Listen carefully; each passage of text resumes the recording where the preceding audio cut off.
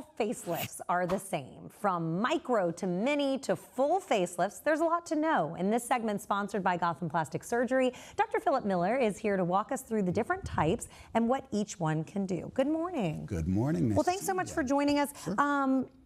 A micro facelift, that sounds more approachable, less invasive maybe. Tell me what it is and why someone would want it. Yeah, well, I think it's a good way to answer this is from where we started, which was making a long incision to treat a big problem, and that was a traditional facelift. And as individuals wanted that result looking not nearly as bad, a smaller incision was made, and it was called a mini lift. Okay. Well, then individuals who were in their 20s and 30s similarly wanted to look a little bit more refreshed, and they didn't need nearly as long an incision as the mini. So the micro was invented, which is a small little incision in the hairline here or just in front of the hairline, reaching down and pulling up back. So trying to pull, kind of like make your cheekbones more defined, is that the idea? Correct. At the very best, it's going to make your cheekbones a little bit more defined, but it can extend in certain individuals to improve the jawline, get rid of some of the jowling over here as well, and some of the marionette lines. All right, very cool. There's something that we want to talk about, SMAS, and I want you to explain it. Yeah, SMA, otherwise known as SMAS. The good way to think of the SMAS is think of a bed, okay? And then you have on the very top layer your blanket, right? That's the skin. And then you have a top sheet underneath that. That's the SMAS. And underneath that is the deeper tissue or your top sheet, right?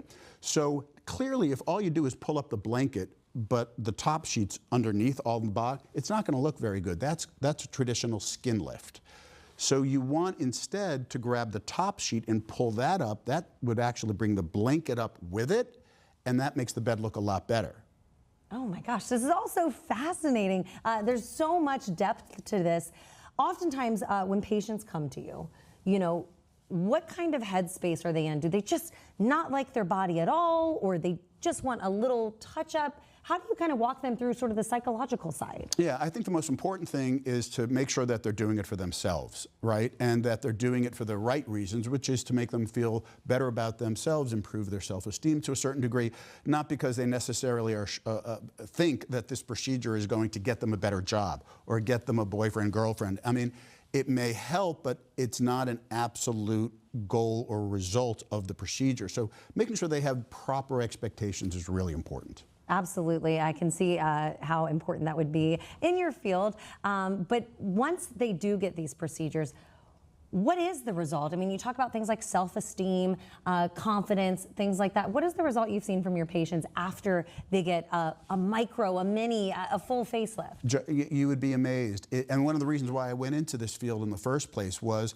you know, people may think it's a very kind of superficial field, but the kind of transformation you can help an individual make, the kind of self-esteem improvement, the self-confidence that you see. I kind of even coined a term, aesthetic confidence, which is the confidence we have from design, decorating, and our own appearance.